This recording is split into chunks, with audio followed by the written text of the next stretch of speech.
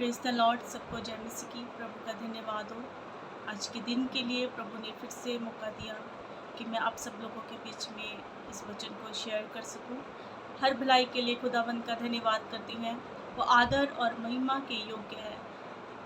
देखिए, हम मूर्ख थे, उसने हमें बुद्धिमान बनाया अपने वचनों को भेज के, और खुदा ने हमें अपना कलाम दिया ताकि हम इसे पढ़े, समझे और इस पर चल सके, संसार की बुरी बातों से दूर रह सके। हालेलुया। तो देखिए, आज का जो विषय है वो ये है कि हमें बहुत से लोग हैं जो हमें कहते हैं कि तू नहीं कुछ कर सकता।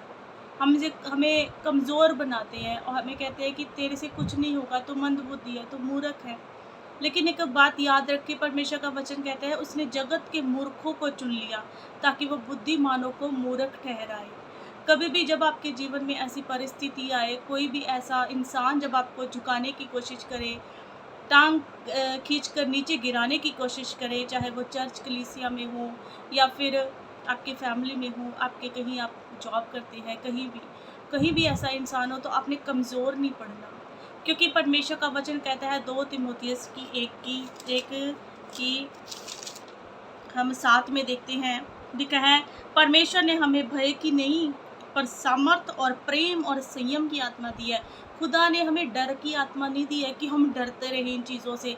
कभी भी जब आपको लोग गिराने की कोशिश करें ना, डरना नहीं है, बल्कि और मजबूत होना है। अपने आप को अकेला नहीं समझना कि हम अकेले हैं इस दुनिया में, हम इस संसार में अकेले हैं, मैं अलग चलता हूँ और दुनिया अलग चलती है। देखिए, यीशु मसीह अकेले ही थे जो स्वर्ग से उतरे, और उन्होंने अकेले ही संसार में वो रहे। क्योंकि परमेश्वर का आत्मा उसके ऊपर था। आज अगर हम खुदा के साथ संगति करते हैं ना, जैसा कि वचन में लिखा है कि जब हम परमेश्वर के साथ संगति करते हैं तो हम उसके साथ एक आत्मा हो जाते हैं। जब हम खुदा के साथ एक आत्मा होते हैं ना, तो खुदा का रूह हमारे ऊपर होता है, जैसे प्रभु यीशु मसीह के ऊपर था। और प्रभु किसी भी परीक्षा में गिरे नहीं। जो शैतान उसके सामने परीक्षा लेके आता था, वो गिरे नहीं, बल्कि मजबूती से खड़े रहे। शैतान को शर्मिंदा होकर जाना पड़ा। इसीलिए अगर आज हम परमेश्वर में मजबूत बन के खड़े रहते हैं, अगर हम आज वचनों को अपनी ढाल बनाते हैं ना, वचन को का मनन करते हैं, उसको अच्छे से समझते हैं कि मेरा परमेश्वर मुझे क्या कहने की कोशिश कर रहा है, तो हम मजबूत बने रहेंगे। इन हालातों का हमारे ऊपर कोई असर नहीं होगा। आपको पता है, जब हम मसीह में आते हैं ना, हमें चिकना घड़ा बनना पड़ता है। दुनिया आपको बहुत कुछ कहेगी, आपको गिराने की भी कोशिश करेगी। कुछ आपके मसीह बहन भाई भी आपको कहेंगे कि तुझे कुछ नहीं आता, तू मुझसे समझ ले, या तो किसी और से समझ, सीख, फिर जाके कुछ कर। लेकिन आपने घबराना नहीं है, आपने कमज़ोर नहीं पड़ना। हालेलुया। क्योंकि जो हमारा परमेश्वर है, जिसके साथ हम संगति करते हैं ना, वो हमें सामर्थ्य देता है। और उस सामर्थ्य के अंदर, अपने परमेश्वर की बाड़ा के अंदर हम सब कुछ कर सकते हैं। क्योंकि परमेश्वर का वचन हमसे कहता है फिलिपियों 4:13 में, जो मुझे सामर्थ्य देता है उसमें मैं सब कुछ कर सकता हूँ। जो मुझे सामर्थ्य देता है, आपको और मुझे, यानी कि यीशु मसीह जो हमें सामर्थ्य देता है, उसमें होकर, उसमें रहकर हम सब कुछ कर सकते हैं। अगर आपको वचन नहीं आता, आप वचनों को किसी को समझा नहीं सकते, या आपको ही नहीं समझ में आ रहा, आप प्रार्थना करें, प्रभु आपको समझाएगा। लेकिन मेरे जीवन में जो एक्सपीरियंस है, मैंने एक चीज़ समझी है कि जब तक आप अपने जीवन को पवित्र नहीं करेंगे, जब तक अपने जीवन से उन बुराइयों को, गलतियों को, बुरी चीज़ों को नहीं निकालेंगे, तब तक पवित्र आत्मा आपको गाइड नहीं कर पाएगा। क्योंकि पवित्र आत्मा पवित्र जगह भी रहता है।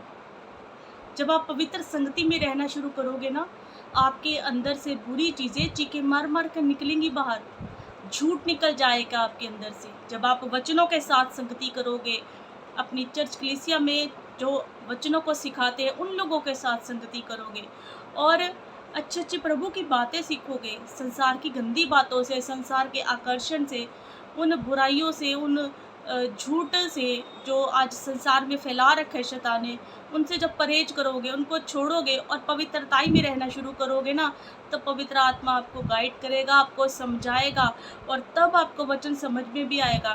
देखिए, जब अपने मन को, अपनी आत्मा को खाली नहीं करेंगे, उसमें संसार की बातें भर के रखेंगे, तो पवित्र आत्मा के लिए तो जगह ही नहीं रही कहीं पे। पवित्र आत्मा अपने फलों को कैसे भरेगा? आप उस बर्तन को, अपने आप को खाली करें। आप बर्तन हैं परमेश्वर का। आप उसको खाली करें तो परमेश्वर अपनी अच्छी-अच्छी वस्तु को उसमें भरना शुरू करेगा और तब आप परमेश्वर में बढ़ना शुरू हो जाओगे। तो जैसा कि वचन में लिखा है ना,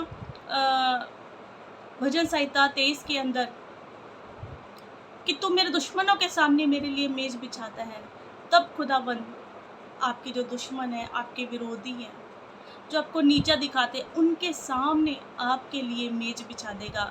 उनके सामने आपका इज्जत मान करेगा। वो मेज बिछाना है, ये नहीं कि परमेश्वर उनको मार देगा, उनको श्राप देगा या उनका बुरा कुछ कर देगा, ऐसा नहीं। उनके सामने आपका मान ऊंचा करेगा, वो आपको ऊंचा कर देगा। हालेलुया। जो अगर 2 लाइनें खींचे ना हम एक जगह पर, तो वो आपके वाली लाइन को लंबा कर देगा, ना कि उस लाइन को घटाएगा। आप मेरी बात को समझ पा रहे हैं या नहीं मुझे नहीं पता लग रहा, लेकिन मैं बहुत अच्छे और आसान तरीके से आप लोगों को समझाने की कोशिश कर रही हूँ। आप मेरी बातों को समझे, परमेश्वर आपको बुद्धि दे, समझ दे, और जो भी इन कंडीशनों के अंदर हैं वो इन बातों को समझ जाएँ।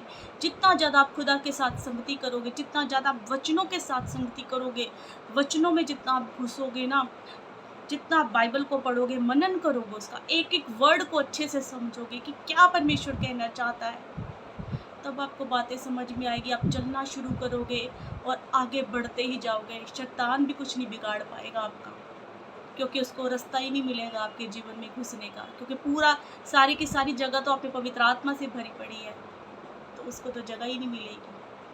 हालेलुया। परमेश्वर आप सबको इस वचन के द्वारा आशीष दे। जय मसीह।